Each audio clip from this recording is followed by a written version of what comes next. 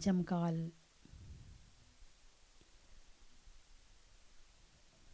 महादुखदाई, धर्म करम भूले सब भाई। लेकिन अभी नहीं, अभी तो धर्म का जोर चल रहा है। अभी धर्म तो पंचम काल के अंत तक चलेगा, अंत तक 21,000 वर्ष और है अभी। जब तक छठा काल नहीं आएगा तब तक धर्म चलेगा। कभी ऊंचा जाएगा, फिर नीचा जाएगा, फिर जैसे बीच में हमारे मुनिराज बहुत दिनों तक नहीं होते थे, फिर होने शुरू हो गए, फिर अब इतना जोर आया कि बहुत सारे हो गए। ऐसे ऊंचा नीचा होता रहेगा, लेकिन धर्म चलेगा। आप जैसे युवा जो बिहार करवा रहे हो, हैं, दौड़ दौड़ के आ रहे हो, कार्यक्रम करवा रहे हो, हैं, आप जैसे युवाओं के द्वारा ही ये धर्म आगे बढ़ेगा। और ऐसे आपने देखा होगा कि इस समय जो मुनिराज हो रहे हैं वो भी सब छोटी उम्र के हैं, है ना। वो मतलब ऐसा नहीं कि कोई बूढ़े बूढ़े बूढ़े दीक्षा ले रहे हैं, लेकिन कम ले रहे हैं। बूढ़े कम ले रहे हैं और युवा ज़्यादा ले रहे हैं। इसलिए धर्म भी युवा हो गया है। जो चीज़ें जैसे होते हैं वैसी फिर सामने वाली चीज़ भी हो जाती है। तो पंचम काल के संकेत के लिए अपनी चर्चा चल रही है कि भरत चक्रवर्ती ने 16 सपने देखे थे। कितने सपने? 16 सपने देखे थे। और 16 सपनों में सिंपल, जैसे आपने कहीं किसी मंदिर में बने हुए भी देखे होंगे चक्रवर्ती, लेकिन आप लोग मंदिर जाते तो हो मगर मंदिर को ध्यान से नहीं देखते हो, मंदिर के चित्रों को कभी देखते नहीं हो। जैसे कि एक छोटा बच्चा होता ना, पहले उसे अनार का पढ़ाया जाता है, तो हाँ अनार बनाया जाता है। देख बेटे तू अनार खाता ना, ये अनार वाला है। आम का, देख तू आम खाता है ना, ये वही वाला आम, ये वही वाला है आम का। फिर धीरे धीरे क्या होता है, बड़ा होता जाता, आम छूट जाता है, रह जाता है। तो ऐसे ही जो लोग शास्त्र का स्वाध्याय नहीं करते हैं उन लोगों के लिए मंदिर में चित्र बनाए जाते हैं। चल तुम शास्त्र नहीं पढ़ पा रहे, कोई बात नहीं है, वहाँ जो चित्र बने हैं रोज एक चित्र के सामने खड़े हो जाओ, 5 मिनट तक उस चित्र को ध्यान से देखो। और तुम्हें उसका अर्थ समझ में नहीं आ रहा हो तो तुम किसी बुजुर्ग से पूछ लो। और अब तो किसी से पूछने की ज़रूरत ही नहीं है, उस चित्र को देखकर उसमें जो लिखा हुआ है अपने मोबाइल में डालो, क्या कहानी निकल के आ जाएगी पूरी। फिर उस कहानी को सुन लो और सुनकर फिर उस चित्र का अध्ययन कर लो कि वास्तव में जो ऐसा इसमें है तो ऐसा हो रहा है या ऐसा होता है या ऐसा हुआ है। जैसे पंच कल्याणक है, अब आप अपने मोबाइल में डालो पंच कल्याणक क्या होते हैं, कितने होते हैं, 1 मिनट में पूरी जानकारी मिल जाएगी। मान लो एक घड़ा है और एक उसमें एक महिला हार पकड़ के उसमें ऐसे खड़ी हुई है, एक व्यक्ति बाजू में खड़ा है। अब देखोगे तो कुछ समझ में नहीं आएगा, लेकिन वो ऊपर लिखा है सोमा सती। अब आप अपने मोबाइल में सोमा सती डाल दो, तुरंत कहानी निकल के आ जाएगी और आपको पता चल जाएगा ये चित्र किस चीज का है। तो चित्र समूह शरण में भी चित्र होते थे। जो भगवान का वास्तविक समूह शरण होता है उसमें जो भूमियाँ बनी होती हैं, उसमें जो बीच बीच में मंदिर होते हैं, उनमें भी चित्र होते थे। और उसी के आधार पर आजकल मंदिरों में भी चित्र बनवाए जाते हैं, क्योंकि मंदिर भी समूह शरण का प्रतीक है। तो आप लोग ऐसा कर सकते हो कि मंदिर जाओ और एक चित्र रोज ध्यान से देख लो। ऐसा कर सकते हो क्या? चलो स्वाध्याय नहीं करते कोई बात नहीं है, ऐसा कर सकते कि नहीं कर सकते? कौन कौन कर सकता है, हाथ उठाकर बताओ। चलो जो टीवी में देख रहे हैं वो भी हाथ उठा लो। है तो एक चित्र रोज ध्यान से देखना है। समझ में ना आए तुम्हें किसी से पूछने की जरूरत नहीं है। क्या करना है? मोबाइल तो है ना आपके पास में, है, वो आपको सब बता देगा। तो ऐसे ही मंदिरों में भरत चक्रवर्ती के 16 स्वप्न है, सम्राट चंद्रगुप्त के 16 स्वप्न है, जो पंचम काल का संकेत देते हैं। अब भरत चक्रवर्ती तो बहुत पहले हो गए, लेकिन सम्राट चंद्रगुप्त तो अभी भगवान महावीर के बाद हुए हैं, 150 साल बाद, ज़्यादा पुराने नहीं हैं। 150 साल बाद सम्राट चंद्रगुप्त हो गया है। और लगभग सपने भी एक जैसे ही हैं दोनों के, लगभग, कुछ अंतर हो सकता है लेकिन लगभग एक जैसे हैं, क्योंकि संकेत तो एक ही है ना, इसलिए सपने में भी ज़्यादा अंतर नहीं है। तो सम्राट चंद्रगुप्त कौन था, मैं अपनी बताऊं।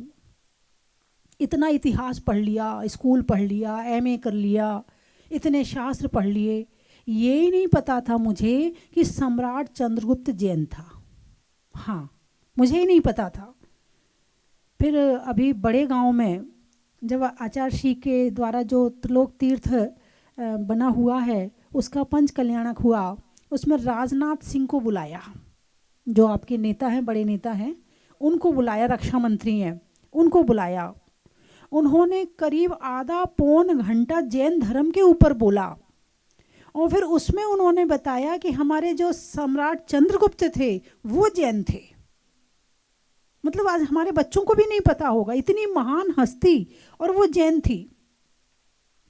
तो उसके बाद फिर मैंने काफ़ी खोज करी, फिर खोजा, फिर उनके सारे इतिहास पढ़ा, सारी उनका जीवन पढ़ी।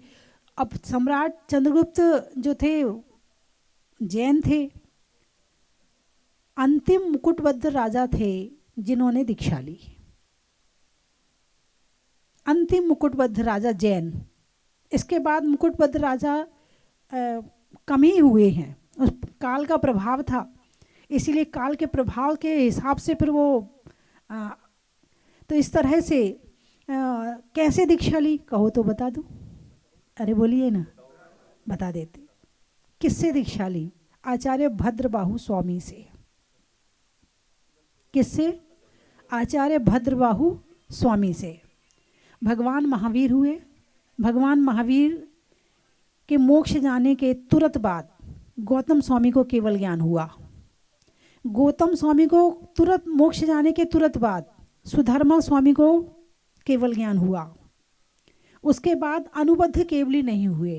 अनुबद्ध केवली का मतलब होता कि यहाँ मोक्ष गए और उसी दिन सूरज डूबे उसके पहले किसी को केवल ज्ञान हो जाए तो वो परंपरा चल गई, अब वो कल तक नहीं गई, तो इसको कहते हैं अनुबद्ध केवली।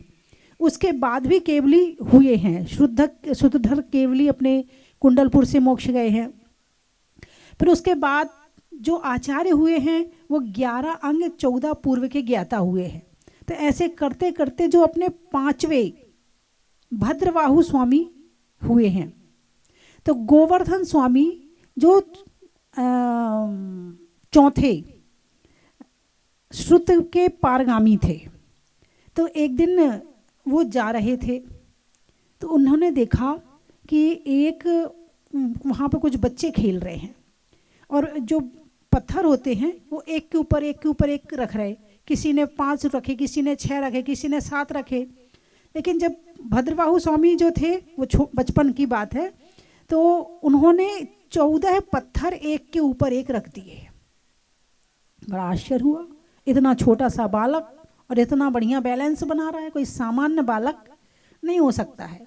उन्होंने अपना निमित्त ज्ञान लगाया तो निमित्त ज्ञान से पता चला कि ये 5वें श्रुत केवली होंगे, 5वें। हाँ, तो जब पता चला तो बालक को लेकर उनके घर गए। हम आपके बालक को पढ़ाना चाहते हैं, हम आपके बालक को शिक्षा देना चाहते हैं। तो उन्होंने कहा ठीक है, कौन नहीं चाहेगा कि हमारा बालक शिक्षा प्राप्त ना करे। उस समय तो वैसे ही शिक्षा बड़ी मुश्किल होती थी, वैसे ज़्यादा से ज़्यादा लोग अक्षरीय ज्ञान नहीं होता था, व्यवहार ज्ञान में तो बहुत आगे होते थे, आध्यात्मिक ज्ञान भी बहुत अच्छा होता था, लेकिन अक्षरीय ज्ञान कम होता था। भेज दिया। अब गोवर्धन आचार्य ने उन्हें पढ़ाया, कई वर्षों तक प्रकांड विद्वान बना दिया पढ़ा करके, और वापस उनके घर लाए उन्हें, ताकि उन्हें ये ना लगे कि मेरा बेटा ले गए तो वापस नहीं दिया, वापस ले आए। और जब वो घर में रहने लगे तो उनका मन ना लगे, क्योंकि जो जैसे ज्ञान हो जाए फिर उसका मन घर में नहीं लगता है। ये हमारे पंडित जी थोड़ा बहुत तो समझ सकते हैं कि ज्ञान के बाद वैराग्य ना आए वो ज्ञान ही नहीं है, ज्ञान के बाद संस्कार ना आए वो ज्ञानी ज्ञान नहीं है, ज्ञान के बाद स्वयं अपने आप मर्यादा, आदर्श, संस्कार सब अपने आप आने लगते हैं। अब उनका मन ना लगे, माता पिता से कहा मुझे दीक्षा लेनी है। अब माता पिता ने मना तो किया, लेकिन फिर भी कहा चलो अब नहीं मान रहे हो तो ले लो। गए आचार्य गोवर्धन स्वामी के पास में और वहां जाकर उन्होंने दीक्षा ले ली। इस तरह से कुछ समय के बाद आचार्य गोवर्धन स्वामी का समाधि मरण हो गया। समाधि होने के बाद उनका पद जो था वो आचार्य भद्रबाहु स्वामी को मिला। अब वो आचार्य बन गए। आचार्य भद्रबाहु स्वामी विहार करते हुए उज्जैन आए। सम्राट चंद्रगुप्त उज्जैन में था, तो वहां पर जब वो आहार करने गए तो आहार के लिए घर के अंदर प्रवेश कर रहे थे, तो एक बालक जो पल्ला में झूल रहा था, बोल नहीं सकता था, वो बालक बोला जाओ जाओ जाओ। आचार्य भद्रबाहु स्वामी ने सोचा ये इतना छोटा बालक बोल नहीं सकता, ये बोल कैसे रहा और ये क्यों कह रहा कि जाओ। उन्होंने अपना निमित्त ज्ञान लगाया और देखा कि ये क्यों कह रहा है, तो पता चला कि उत्तर भारत में 12 वर्ष का भयंकर अकाल पड़ेगा, लोग एक दूसरे को मार के खाएंगे, इतना अकाल पड़ेगा, और दक्षिण में नहीं पड़ेगा। आचार्य भद्रबाहु स्वामी वापस आए, अपने संघ को एकत्रित किया और बताया कि यहाँ 12 वर्ष का अकाल पड़ने वाला है और अपन को दक्षिण भारत में जाना पड़ेगा। 1-2 दिन में निकलने वाले थे।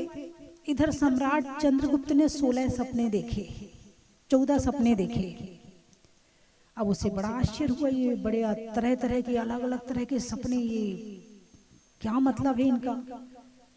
सम्राट चंद्रगुप्त को पता चला कि आचार्य भद्रबाहु स्वामी अपने नगर की वाटिका में आए हुए हैं। पहुंच गया और पहुंच करके उनसे निवेदन किया कि मैंने ऐसे ऐसे सपने देखे हैं। बोले ये सपने तो बड़े अशुभ हैं। कैसे हैं? जब बुरा समय आना हो तो कैसे सपने आते हैं? अशुभ। और जब अच्छा समय आना हो तो शुभ सपने आते हैं। तो पंचम काल का प्रभाव बढ़ना है, इसलिए सपने उस तरह के आए थे। तो फिर उन्होंने उसका फल बतलाया। मैं सपने आपको बाद में बताऊंगी, है ना, अभी पूरी कहानी कर लूं फिर सपने बताऊंगी। अब उन्होंने सपनों का फल बतलाया। जब सपनों का फल बतलाया तो सम्राट चंद्रगुप्त को वैराग्य हो गया और उन्होंने आचार्य भद्रबाहु स्वामी से दीक्षा ली। अब वो उनके शिष्य बन गए, मुनिराज बन गए, 28 मूल गुणों का पालन करने लगे, दीक्षा ले ली, मोक्ष मार्ग पर चलने लगे। अब बिहार तो करना ही था। अब यहाँ से बिहार करते हुए संघ दक्षिण में पहुंचा गोमटेश्वर। कहाँ पहुंचा? गोमटेश्वर। वहां पर आचार्य भद्रबाहु स्वामी का स्वास्थ्य थोड़ा कमजोर हो गया। उन्होंने अपना निमित्त ज्ञान लगाया, समाधि का समय नजदीक है। तो अपने ही संघ के एक विद्वान श्रुत पारगामी शिष्य विशाखाचार्य को, जो संघ को अच्छी तरह से संभाल सकते थे, उनको अपना पद दिया और सारा संघ होने दिया। केवल 2-3 शिष्य अपने साथ में छोड़े, उसमें एक चंद्रगुप्त भी थे। और सबका बिहार तमिल राज्य की तरफ करवा दिया और स्वयं आचार्य भद्रबाहु स्वामी जो थे वो वहीं रुक गए और सम्राट चंद्रगुप्त जो मुनिराज थे वो वहीं रुक गए और उनकी सेवा करने लगे। सेवा करते करते करते करते एक दिन उनकी समाधि हो गई। सम्राट चंद्रगुप्त जो मुनिराज थे वो भी वहीं रहे। वहां 2 पर्वत हैं, एक चंद्रगिरी एक बिंदगिरी, याद है आप लोग गए हो? दोनों आमने सामने है ना। बिंदगिरी में भगवान बाहुबली की प्रतिमा है और चंद्रगिरी में भरत की प्रतिमा है, यदि आप लोगों ने दर्शन किए हो तो। और वहां चंद्र गुफा है, उसी गुफा में आचार्य भद्रबाहु की समाधि हुई और उसी गुफा में सम्राट चंद्रगुप्त जो मुनि बन गए थे उनकी समाधि हुई। और वहां पर एक बहुत बड़ा शिलालेख लगा हुआ है, वो शिलालेख उसी समय का है, आज से करीब 2000 वर्ष पुराना। कितना पुराना? भगवान महावीर को मोक्ष गए 2500 साल, तो और भी ज्यादा हो गया, फिर तो 2400 साल पुराना हो गया, क्योंकि 100-150 साल बाद चंद्रगुप्त हो गए थे, तो 2400 साल पुराना करीब समझ लो आप। वो शिलालेख आज भी है और उसमें लिखा हुआ है ये सारा जो मैं बता रही, ये सारी चीज वहां लिखी हुई है।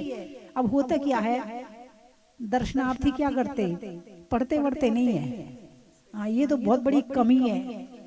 हाँ, देखने में ज्यादा रुचि है, इसलिए रेडियो कम चलता है और टीवी। हाँ, और दर्शन भी क्या करते हो, दर्शन में भी ऊपर के दर्शन होते हैं, नाक अच्छी है, कान अच्छे हैं, बढ़िया सुंदर प्रतिमा है, बस प्रतिमा के दर्शन हो गए। उनके भाव भंगिमा के दर्शन नहीं होते हैं। वीतरागता कितनी झलक रही है, कैसी झलक रही है, उनकी मुद्रा कैसी है, इस बात के दर्शन नहीं होते। बस अब क्या कहूं, है सब समझदार है। कौन है? समझदार, समझदार, समझदार। सा हटा दो, क्या बचा? सारे समझदार कहाँ हैं? मैंने तो कहा ही नहीं। स्वीकार मत करो, ये कहो इस कमी को हम दूर करेंगे। जहां जाएंगे वहां कुछ लिखा हुआ होगा, उसे जरूर पढ़ेंगे। जब तक आप पढ़ोगे नहीं तब तक आपको उस क्षेत्र का, उसका वो इतिहास, वहाँ की कहानी, वहाँ का जो भी कथानक है वो आपको पता चलने वाला नहीं है। वो जब तक कथानक पता नहीं चलेगा तब तक आप उस क्षेत्र के गुणों को जान नहीं सकते। उस क्षेत्र को जानने के लिए उसको पढ़ना जरूरी है। हालांकि मैंने भी पहले करीब, मैं गोमटेश्वर गई थी, करीब 32-33 साल हो गए होंगे, 33-34 साल हो गए होंगे, तब गई थी गोमटेश्वर। तब भी मैंने भी नहीं पढ़ा था, क्योंकि ये सिखाया ही नहीं, कभी किसी ने ऐसी प्रेरणा ही नहीं दी मुझे भी कि नहीं जहाँ जाते हैं पढ़ना चाहिए। ऐसा प्रेरणा देने वाला पहले कोई था ही नहीं और किसी ने बताया नहीं। भाई ठीक है, अपने भी हाथ जोड़े और चल दिए। अब धीरे धीरे जब जो बातें मुझे महसूस होती हैं फिर मैं आपको बताती हूँ। तो कम से कम जो गलती मेरे से हुई है वो गलती आपसे ना हो। तो वहां पर चंद्रगिरी पर्वत है और उस पर्वत की गुफा में, उस पर्वत का नाम मुनिराज चंद्रगुप्त के कारण ही उस पर्वत का नाम चंद्रगिरी पड़ा है। और सम्राट एक महापुरुष होता है और महापुरुषों के सपने भी फिर उसी क्वालिटी के होते हैं। मतलब आप कहोगे अच्छा सामान्य मनुष्य जैसे सब होते वैसे तो सम्राट होता है, नहीं। हीरा भी होता है, कंकड़ पत्थर भी होते हैं, पन्ना भी होता है, माणिक भी होता है ना। और कौन कौन से रत्न होते हैं? मूंगा भी होता है, नीलम भी होता है, पुखराज भी होता है। जैसे पत्थर में कितने तरह के रत्न हैं और कंकड़ भी पत्थर है, हीरा भी पत्थर है, माणिक भी पत्थर है, नीलम भी कहाँ मिलता है? मिलता कहाँ है? जमीन में मिलता है। और कंकड़ पत्थर कहाँ मिलते हैं? तो सब भाई बहन हुए कि नहीं हुए? जैसी दुनिया अपनी है ऐसी दुनिया उनकी है। तो जो क्वालिटी कंकड़ पत्थर में होती है जो क्वालिटी हीरा मोती में होती है, बस इसी तरह के लोगों में भी वही क्वालिटी होती है। सम्राट सम्राट होता है और उसी के हिसाब से उनकी सोच होती है, उसी के हिसाब से उनके विचार होते हैं, उसी के हिसाब से उनका जीवन चलता है। एक सम्राट राजगद्दी पे बैठेगा तो कितने लोगों के विषय में सोचेगा? पूरी प्रजा के विषय में सोचेगा, अपने विषय में बाद में सोचेगा। सबको सुख कैसे मिले वो सबके विषय में सोचेगा। और एक परिवार का जो मेंबर है वो कितनों के विषय में सोचेगा? आगे अंतर है। एक जो कांच होता है, जितना कांच चमकता है उससे हीरा कम चमकता है। नकली हीरा ज्यादा चमकता है और असली हीरा ऊपर से। लेकिन जो क्वालिटी होती है प्रभाव डालने की, वो क्वालिटी असली में होती है। एक पीतल होता है और एक सोना होता है, दोनों का कलर, यदि दोनों पीतल को खूब अच्छे से चमका दिया जाए और सोने के साथ रख दिया जाए, फिर अंतर बताना मुश्किल पड़ जाएगा। बिल्कुल एक से लगेंगे दोनों, यदि चमका के रखा जाए तो। अंतर कहाँ है दोनों में?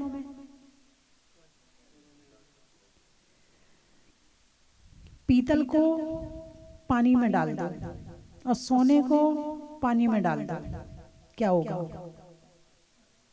पीतल काला पड़ जाएगा और सोना चमकता रहेगा। बस ये क्वालिटी है। जो किरणें सोने में से निकल रही हैं, वो किरणें पीतल में से नहीं निकल रही हैं। इसलिए एक कलर होते हुए भी दोनों के दाम में 1000 गुना अंतर है। ऐसे ही मनुष्य होते हैं। कुछ मनुष्य सोने के समान होते हैं और कुछ मनुष्य पीतल के समान होते हैं। एक और अंतर है पीतल और सोना में, कहो तो बता दूं? पीतल प्रभावित होता है, सोना प्रभावित नहीं होता है। यदि पीतल के बर्तन छत पर रख दो, 1-2 महीने पड़े रहे, पहचान आएंगे? नहीं। सोना रखा हो, है? सोने को कीचड़ में डाल दो, बोलिए काला होगा? नहीं होगा। तो जो दूसरों के प्रभाव में आता है, अपने गुण को छोड़ देता है, अपनी क्वालिटी को छोड़ देता है, दूसरे के प्रभाव में आ जाता है, वो पीतल के समान। और जो अपनी आत्मा की क्वालिटी को हमेशा बनाए रखता है, दूसरे को प्रभाव में नहीं आता है, वो सोने के समान। अब तो समझ में आ गया होगा। लेकिन आजकल बराबरी की बड़ी होड़ लगी पड़ी है। हम सब बराबर हैं, हम सब बराबर हैं, स्त्री पुरुष सब बराबर है, कोई छोटा बड़ा नहीं होता है, कुछ नहीं होता है। समाज में भी कई बार ज्यादा गुस्सा आता लोगों को, कोई अध्यक्ष मंत्री नहीं होता है, हम सब बराबर होते हैं। अरे नहीं भाई, यदि इस बराबर कर दोगे काम नहीं होगा। ये 5 उंगलियां हैं ना, बोलिए बराबर है? नहीं है। अरे आपस में लड़के बराबर हो जाए फिर? अच्छा मान लो, कल्पना करो कि कोई भगवान, वैसे तो भगवान किसी को बनाता नहीं है, सबको अपने कर्म बनाते हैं। सबको जो कुछ मिला है अपने कर्मों से मिला है। किसी को भी कोई देने वाला नहीं है, किसी का कुछ कोई लेने वाला नहीं है। जो कुछ मिलता है वो कर्मों से मिलता है, और जो कुछ जाता है कर्मों से जाता है, और आता है तो कर्मों से आता है। फिर भी एक कल्पना करो कि किसी ने एक व्यक्ति को बनाया और 5 उंगलियां बराबर बना दी।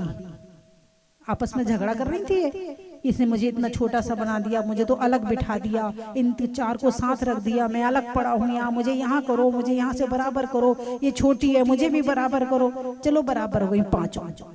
अब जो थाली में रोटी रखी है उसे तोड़कर बताओ, बोलिए टूट जाएगी? तुम्हारी थाली का रखा हुआ ग्रास भी मुंह में जाने वाला नहीं है यदि ये 5 उंगलियां बराबर हो जाए तो। ये छोटी बड़ी है ना, ये तभी तक तुम्हारी थाली से रोटी मुंह में जा रही है और पेट में जा रही है। एक भगोना भी उठाना हो ना तो कैसे, हाथ को यूं सेट करते हैं, सेट करके फिर भगोना उठाते हैं। और 5 उंगलियां बराबर हो तो कैसे उठाओगे? अब चलो ये 4 बराबर हो गई, अब 4 से उठा के बताओ, नहीं उठेगी। पेन से लिखना है, अब मुझे जो 4 उंगलियां, इन 4 उंगलियों से लिख कर बताओ। चलो ये थोड़ी बहुत छोटी बड़ी, अंगूठा को अलग कर दो, बहुत छोटा है, ये नाराज हो गया, मैं नहीं लिखूंगा। हाँ, अंगूठा नाराज होकर एक तरफ हो गया, मैं बिल्कुल पेन नहीं पकड़ूंगा, चाहे कुछ भी हो जाए, मैं बिल्कुल पेन नहीं पकड़ूंगा, है ना। और बिल्कुल इसको अब 4 उंगली से लिख के बताओ, लिखा जाएगा? नहीं लिखा जाएगा, हो ही नहीं सकता है। बराबर दुनिया में जिस दिन हो जाएगी दुनिया नहीं चलेगी। जब तक ये सब छोटे बड़े हैं तभी तक ये दुनिया चल रही है। तुम्हारे सिर के बाल सारे बराबर नहीं है। सिर में जो बाल हैं जब कटवाते हो ना तो एक बार पूरे निकलवाओ, फिर सबको एक उसमें सेट करो कि कितने छोटे कितने बड़े, पता चलेगा कि आपस में ये ही एक नहीं है। हम सारी दुनिया को एक करने की बात करते हैं, ये एक हो जाए। तुम्हारे सिर के बाल एक नहीं है, तुम्हारे दाढ़ी के बाल एक नहीं उगते, पूरे शरीर के बाल भी अलग अलग जगह अलग अलग साइज के होते हैं। भौं के बाल अलग होते हैं, हाथ के बाल अलग होते हैं, पाँव के बाल अलग होते हैं, हर जगह के बाल की साइज अलग अलग है। तो तुम दुनिया में एक चाहते हो, नहीं हो सकता है। जो है सो है। एक पेड़ में जितनी पत्तियां है ना, उनकी सबकी साइज एक नहीं होती है। तुम एक से बीज डालो सारे, एक से बीज, और एक समय में डालो सारे, जब वो ऊपर जाएंगे तो उनकी साइज भी अलग अलग होगी, उनकी साइज भी एक नहीं हो सकती है। और इस बात का बड़ा झगड़ा है, हम किसी से कम नहीं, और हाथ पांव में झगड़े की जड़ बना रखी है। सामने वाले को काम नहीं करने देते इस बात को लेकर कि नहीं हम भी तुम्हारे बराबर के हैं, नहीं हम भी तुम्हारे बराबर के हैं। हो ही नहीं सकता, कभी हो ही नहीं सकता है। और ये पंचम काल की निशानी है। एक निशानी ये भी है, दुख का कारण एक ये भी है कि सब अपने आप को वो स्वर्ग में 12 स्वर्ग तक, तो स्वर्ग में 16 स्वर्ग तक तो इंद्र होते हैं, इंद्र और प्रतींद्र होते हैं। क्या होते हैं? इंद्र और प्रतींद्र होते हैं। इंद्र राजा, जिसके इशारे पर, जिसकी आज्ञा में पूरा स्वर्ग चलता है। और प्रतींद्र वैभव तो इंद्र के समान होता है, बस आज्ञा नहीं चलती है। जैसे हमारे यहाँ प्रधानमंत्री और क्या राष्ट्रपति, मैं यही समझ लो, आपातकाल के लिए रखा जाता है राष्ट्रपति, बस उसी समय काम आता है, उस समय के लिए बना के रखना पड़ता है राष्ट्रपति को, है ना। तो इसी तरह से 16 स्वर्ग तक तो इंद्र और प्रतींद्र होते हैं। 16 स्वर्ग के ऊपर जो 5 9 ग्रवैक हैं, 5 अनुत्तर हैं, तो इनमें जो है अहमिंद्र होते हैं। अहमिंद्र, अहमिंद्र का मतलब अहम यानी मैं, इंद्र, वहां सारे इंद्र हैं, वहां कोई छोटा बड़ा नहीं है, और वहां देवियां भी नहीं है, उसके ऊपर देवियां भी नहीं है, उसके ऊपर तो वो ही जाता है जो विशेष तपस्वी होता है, विशेष तप करता है, वो ही वहां तक पहुंचता है। तो जो अहमिंद्र हैं वो किसी की आज्ञा में नहीं चलते हैं। बिजली में तार का, शास्त्रों में समय सार का, और संतों के बिहार का, शरीर में कान का, रहने में मकान का, और बिहार में थकान का, अनाज में दाने का, इनाम में पाने का, और आप सबके मुस्कुराने का, नहीं होने में सुस्त का, काम में व्यस्त का, और सम्राटों में सम्राट चंद्रगुप्त का,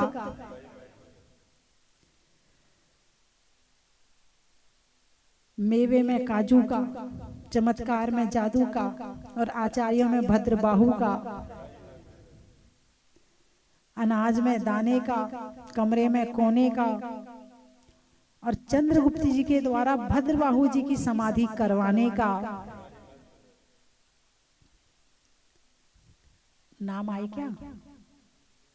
आज नहीं आए? अच्छा। पशुओं में घोड़ा का, मनुष्यों में जोड़ा का, और आने वालों में टोड़ा का, समय में पल का, नहीं करने में अच्छे काम में कलकल का, और आने वालों में राजमहल का। और बताओ कहाँ से आए हो? पीपलू। अच्छा अच्छा। मुख में तालू का, जंगल में भालू का, और आने वालों में पीपलू का। भोजन में बड़ी का, देखने में घड़ी का, और आने वालों में प्याउड़ी का। शिलान्यास होने में प्याउड़ी का। वटुंदा। घर में दादा का, करने में वादा का, और आने वालों में वोटुंदा का।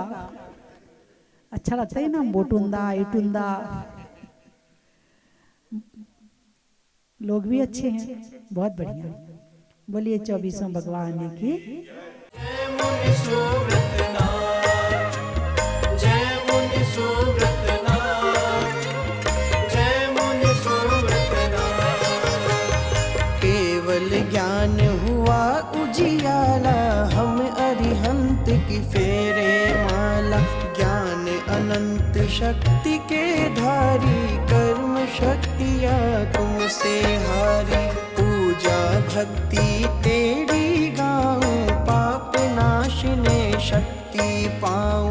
पाप बोझ से दबे हुए हम, कर्म भार से लदे हुए हम। जय मुनि सुव्रतनाथ, जय मुनि सुव्रतनाथ, जय मुनि सुव्रतनाथ, जय मुनि सुव्रतनाथ।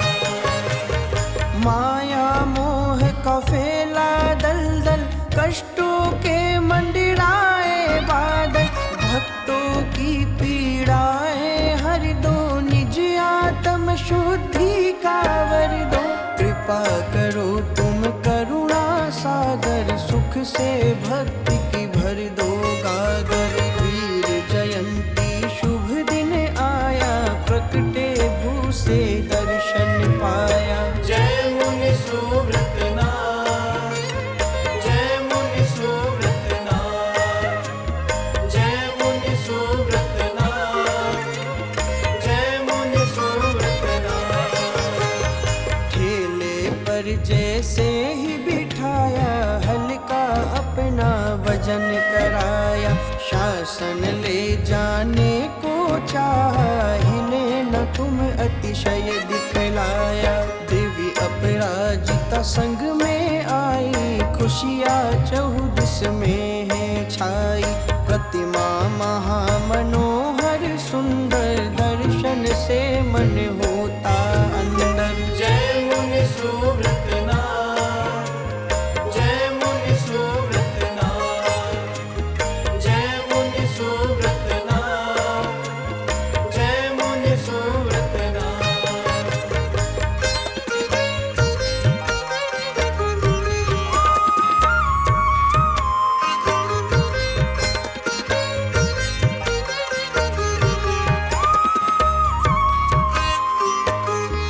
भक्त एक टक तुम्हें निहारे, बार बार आने को विचारे। वर्षायोग कलश स्थापन, नाभि निकट हुआ स्पंदन। 4 बार हुआ रंग परिवर्तन, भक्ति भक्ति में करते नर्तन। 14 सन 26 जुलाई, शनि अमावस अतिशय भाई। जय मुनि सुव्रतनाथ, जय मुनि सुव्रतनाथ, जय मुनि सुव्रतनाथ। कंचन की थाल को सजाओ रे आज, रत्नों की थाल को भर लाओ रे आज। आओ आओ करे रे गुणगान आरती भगवन की, आओ आओ करे गुणगान आरती भगवन की। आओ आओ करे रे गुणगान आरती भगवन की।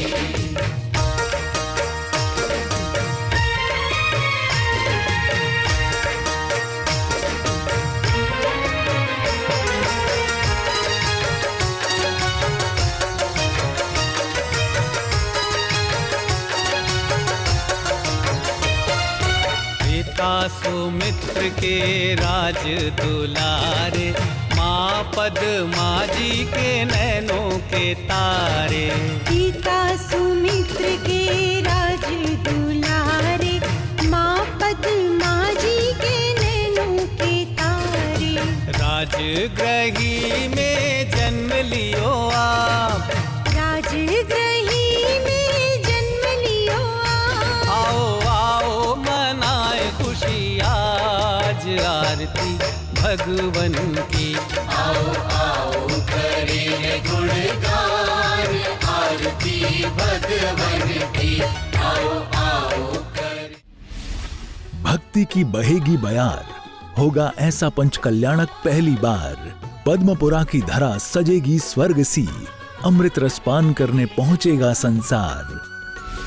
परम पूज्य वात्सल्य वारिधि पंचम पट्टाचार्य 108 श्री वर्धमान सागर जी महाराज सत्संग के मंगल सानिध्य एवं गणिनी आर्य का 105 श्री स्वस्ति भूषण माता जी सत्संग की पावन प्रेरणा, मार्गदर्शन एवं मंगल सानिध्य में श्री मज्जनेन्द्र पंच कल्याणक प्रतिष्ठान नवनिर्मित खड़गासन 24 एवं पद्म बल्लभ शिखर कलश ध्वजारोहण महामहोत्सव का भव्य आयोजन। मंगल बेला 18 से 22 फरवरी 2026। शुभ स्थल श्री दिगंबर जैन तीर्थ क्षेत्र पद्मपुरा बाड़ा, जयपुर, राजस्थान। सातिशय पुण्य अर्जित करने का माध्यम प्राप्त करने हेतु इंद्र एवं अन्य पात्र बनने के लिए शीघ्र संपर्क करें। इस ऐतिहासिक महाआयोजन का भव्य प्रसारण देखना न भूलें, सिर्फ पारस चैनल पर।